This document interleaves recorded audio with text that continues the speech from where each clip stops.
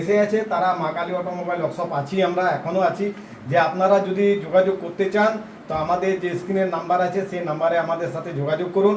নিশ্চয়ই আপনাদের কিছু না কিছু উপকার আমরা করব। আপনারা যেটা ফেঁসে আছেন, যে মেশিনগুলো আপনাদের চলছে না সেগুলো আমরা এক্সচেঞ্জ করে দেবো।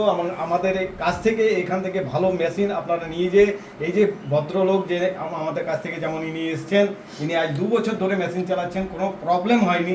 তাই আমরা আরও বলবো ইনার থ্রো দিয়ে, কি দাদা কিছু প্রবলেম হবে কি?